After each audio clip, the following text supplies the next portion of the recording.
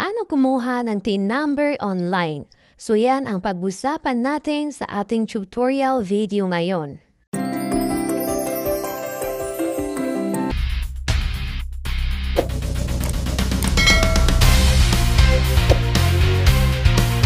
Simulan na tayo, i-open ang ating mga browser, i-search natin ang orus.gov.ph or bir.gov.ph. Ilagay ko na lang din sa description ang kanilang link para hindi na kayo mahirapan. Scroll down natin, then i-click natin tong Bureau of Internal Revenue. Andito na tayo sa kanilang official website, so i-stop site ko lang para makita ng maayos. Dito marami tayong makikitang e-services at dahil new registration pa lang tayo at bago pa lang tayo kukuha ng TIN number, dito tayo sa ORUS New Registration. So dito i-click ang New Registration as an individual kasi sarili lang naman natin ang ating kukuhaan, non-individual para sa mga corporation. May makikita tayo dito sa baba na create an account, pindutin natin. Dito naman sa Terms of Services, User and Agreement, scroll down lang natin, then i-check ang box, tapos i-click ang Agree. Create an ORUS account or register as taxpayer. So yun lang naman yung choice dyan. Dito naman sa baba, please select an option with or without existing TIN. So, dito tayo sa without existing TIN. May separate video rin ako para dyan sa with existing TIN. May paalala dito kapag pinindot ang without existing TIN ay nauunawaan wala kang ibang TIN number na nakaregister sa BIR at nauunawaan mo may criminal liable under the provision of Section 275 National Internal Revenue in IRC na bawat isang TIN na excess ay may multang 1,000. Then, i-click na ang I agree. Dito naman sa user type transaction, pinutin ang arrow sa gilid, scroll down at hanapin ang EO98 one-time overseas Filipino. So, ayan, okay na. Pindutin natin ulit. Then, okay. Ito sa baba, kailangan lang natin ilagay ang ating personal information. Para sa mga walang middle name, i-check lang ang box na no middle name. Turning civil status at gender, dito naman tayo sa email. So, dito sa ating email, make sure lang na yung active ang ilalagay kasi yan ang permanent at official email sa BIR.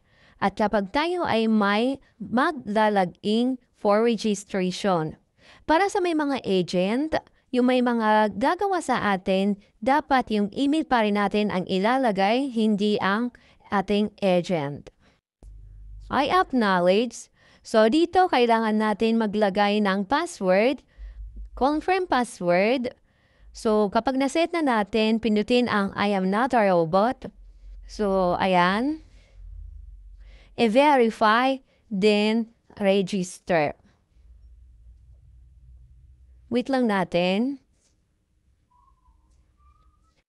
Ngayon, i-open natin ang ating mga email para ma-verify natin ang link na sinend nila sa atin.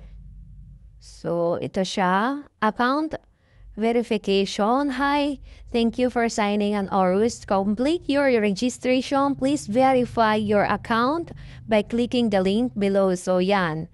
Verify your account. Congratulations, you have successfully created an account. Please log in to continue. So, click lang natin itong login sa taas. Dito, ilalagay natin ang email na nilagay natin kanina. So, ayan.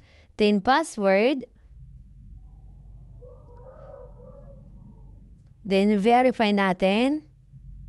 Log in. So, successful na tayo nakagawa at nandito na tayo sa ating profile. So, welcome to BIR Online Registration and Updated System ORUS. So, ang kailangan naman natin ngayon gawin ay gumawa ay paano makakakuha ng TIN number. So, new registration as an individual. So, ayan, sinasabi ko kanina. So dito, scroll down na lang natin. Hanapin natin yung form. So ito, fill up registration form 1904. So click natin. So dahil na-fill up naman natin sa una, yung ibang details natin, kunti na lang tong i-fill up natin dito. So ayan, yung place of birth, mother's maiden name, so ang ating address, ayan, fill up yun na lang. So automatic na yung zip code na nalalagay.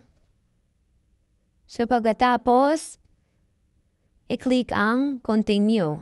Ang sagot ko dito ay no dahil sarili ko lang naman ang aking kinukuhaan ng TIN number.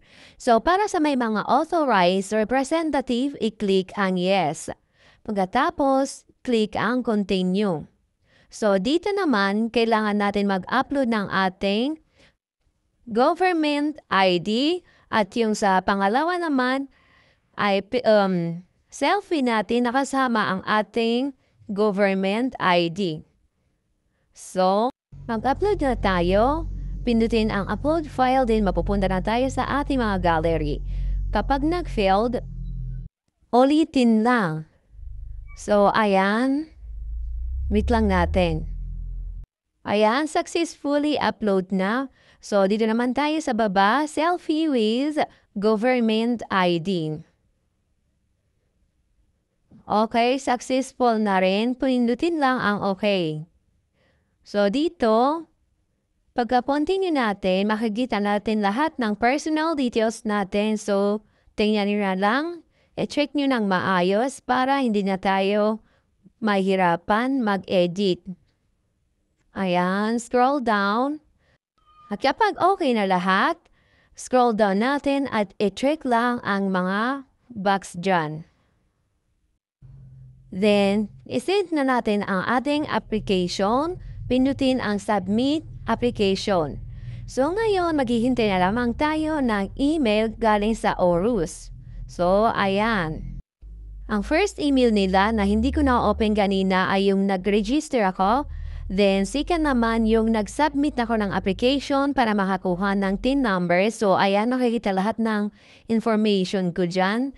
Then, ang pangatlo naman na na-open ko ay application approved. So, ibig sabihin, meron na silang sinend sa akin na TIN number. So, ganun lang kadali kumuha ng TIN number online.